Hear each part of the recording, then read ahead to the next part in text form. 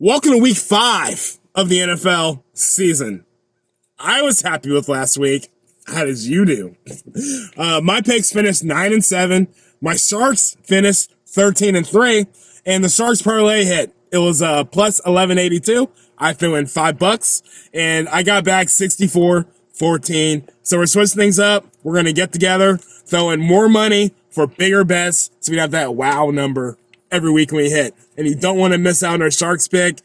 Follow me, because later in the week, that video is going to go up with all our Sharks picks, and our Sharks have individual parlays for your gambling needs.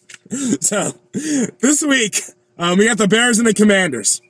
I dug into all the stats, and the Bears are terrible against the run, and they're terrible against the pass. So you can go with Howell in a parlay for maybe 250 yards, and you can go with Robinson in a parlay. I think it's going over 100, but I'm going to go ahead and stick with like around 60, just to stay safe. What do we throw? It'd probably be 64. So Manders, Thursday Night Football. Sunday morning, London. Guess who's playing? The Jags are still in London, hanging out, drinking beers, and the Bills have probably played the toughest game they're going to play all season, and now they got to fly over to London, all jet-lagged, not used to playing in London, so I'm going to take the Jags. This is not representative of how I feel about the Bills for the season, but I think the Jags are going to win this game. I call it home field advantage, defending the crown. They have a 500 record now in London. That's my move. Sunday, 1 p.m., we got the Panthers and the Lions. There is absolutely no reason for me to pick against the Lions.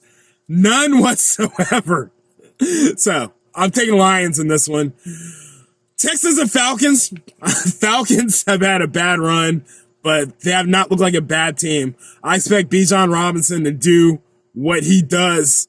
And I'm taking the Falcons this one, a little bit of home loving, a little bit of Southern cooking. Minus 1.5 is their spread.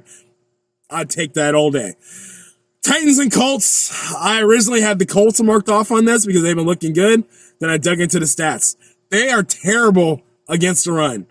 Every single game this season, it's only been 4, but got that drama to it. A running back has gone for over 70 yards against the Colts, except for the Texans. It was only like 31. And then you also got Lamar Jackson with the Ravens, who had a 100-yard game. He's basically running back anyway. So I'm going with the Titans in this one. I expect Henry to get a couple touchdowns and at least 100 yards. Giants and Dolphins. Dolphins had a tough game against the Bills. Their defense stopped working and they scored less points and they lost. That's where I'm leaving that one at. So if you thought the 70-point game was bad, the Dolphins are now angry, and the Giants can't do much against anything. The pass, the run, nothing. So I'm taking the Dolphins big in this one. Not 70 points. I'm taking the Dolphins big. So next up, we got the Saints against the Patriots. Patriots at home. Belichick coming off a loss. I don't see the Patriots losing twice, because how often do we see that? And the Patriots at home, I'm taking Pats. Ravens and Steelers. Ravens, that's all I'm saying about this. I'm not going to ruin a good thing. Ravens. Bungles and Cardinals. Bungles are on my list. Straight up, you're on my list. I don't care if Burrow's still hurt. Put the backup in. You got to do something. Cardinals are scrappy. They've shown me, every week, they've shown me something. Even when they're on a losing streak, they still play tough and we're scrappy. So I'm taking the Cardinals. Eagles and Rams. I'm getting back in my Eagles hater. For now. I understand that the Manders play the Eagles hard every single year. It's one of the division games. Eagles have not looked great. The Rams, they've hung with everybody. They hung with the 49ers.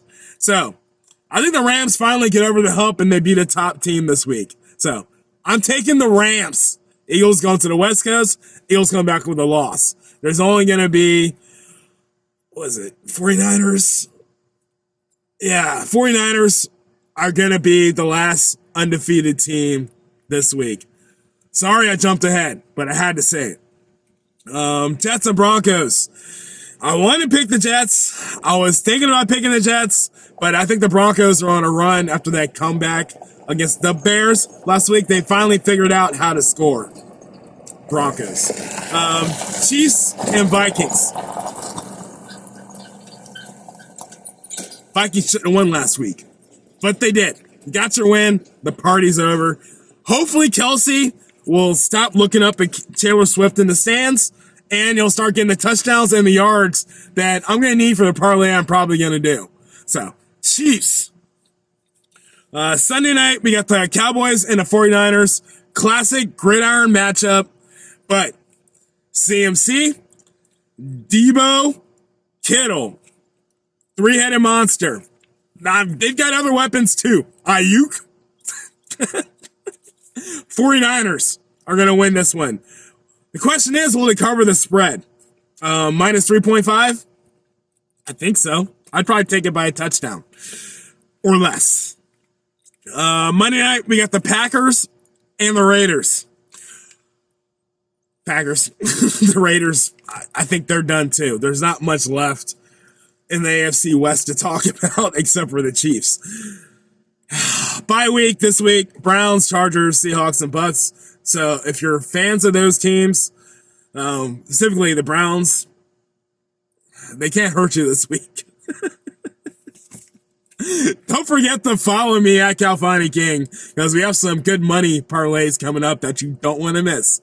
I mean, I told you, you don't want to see what happens when the Sharks get hot. And right now, we are hot. These are my picks. They might not be your picks, but they are mine. That's my story, and I'm sticking to it. King out.